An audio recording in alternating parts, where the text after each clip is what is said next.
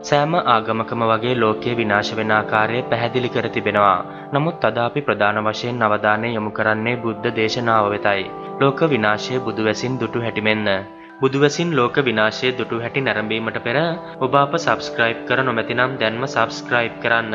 ඒ වගේම කුඩා සීනුවේ බුවත් අලුත් වීඩියෝ දාපු ගමන් ඔබට දැනගන්නටත් පුළුවන්. මීට වසර දහස් ගණනකට පෙර බුදුන් වහන්සේ දේශනා කරපු පරිදි ලෝක විනාශය සිදුවන්නේ සූර්යයන් 7 දෙනෙකුගේ බලපෑම හේතුවෙනි. එම සූර්යයන් 7 දෙනාගේ බලපෑම නිසා පෘථුවිය ක්‍රමයෙන් විනාශ වෙන හැටි මෙන්න. අංක 1.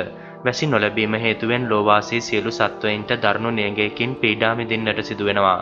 එහි බලපෑමෙන් සියලු ශාක සහ සත්වයින් අතුරුදහන්ව යනවා. අංක 2. ක්ෂිතිජයෙන් දෙවෙනි සූර්යා පෑයීමත් සමග බොහෝ දිය පහරවල් සහ දිය පොකුණු සිඳී යන්නට පටන් ගන්නවා. අංක 3. තුන්වෙනි සූර්යාගේ ආගමනයත් සමග ගැංජි ගංගාව වැනි විශාල ගංගාවන් වාෂ්ප වීමක් සිදු වෙනවා. අංක 4. මෙලෙස ටික කාලයක් ගිය පසුව හතරවෙනි සූර්යා නැගෙීම සිදු වෙනවා. එහිදී විශාල ජලාශයන් පවා සම්පූර්ණයෙන්ම සිඳී යනවා. අංක 5. ඒ වගේම තවත් බොහෝ කාලයක් ගිය පසුව පස්වෙනි සූර්යාත් පැමිණෙනවා. එම සූර්යාගේ බලපෑම කෙතරම් ප්‍රබලද යන් මහා සාගරයත් ක්‍රමයෙන් සිඳී යනවා. අවසානයේදී මහා සාගරයේ ගැඹුර ඇඟිල්ලක ප්‍රමාණයටත් වඩා අඩු වෙනවා.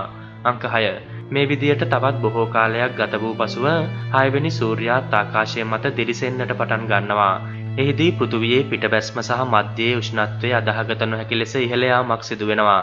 එහි බලපෑමක් වශයෙන් ගිනිකඳු පුපුරා යන අතර පෘථුවිය ගිනි කබලක් තරමටම රත් වීමක් සිදු වෙනවා. ඒ වගේම මුළු ආකාශයම දුමෙන් වැසී යනවා. අංක 7.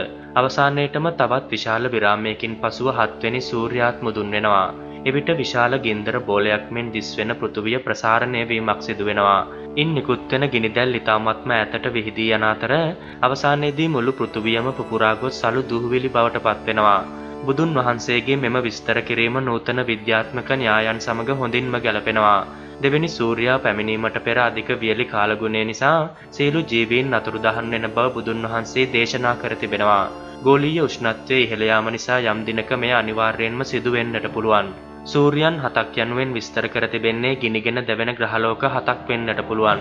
සූර්යාගේ ක්‍රියාකාරීත්වයේ සිදුවෙන වෙනස් වීමක් සහ ගුරුත්වාකර්ෂණ බලපෑමේ සිදුවෙන වෙනස් වීමක් නිසා මෙවැනි දෙයක් සිදු වෙන්නට බැරි කමකුත් නැහැ. ඉහත විස්තර කර තිබූ පෘථුවිය වියලී යාමේ සංසිද්ධිය ග්‍රීන් හවුස් ඉෆෙක්ට් විද්‍යාත්මක ක්‍රියාවලිය සිහිපත් කරනවා. සාගරයන් සහ ගංගාවන් පැවති බව කියන අඟහරු ග්‍රහලෝකයට අත්වනු ඉරණම හොඳම උදාහරණයක්. මොහොතක් සිතන්න, අපි ලෝකයේ විදියට දකින මේ සියලු දේ අනිත්‍යයි. එම නිසා පරම සැපය නිවන පමණක් බව මතක තබා ගන්න. ඔබ නොදත් මෙවැනි වටිනා දේ දිනපතා දැනගන්න නොදුටු ලෝකයේ සමග රැඳී සිටින්න.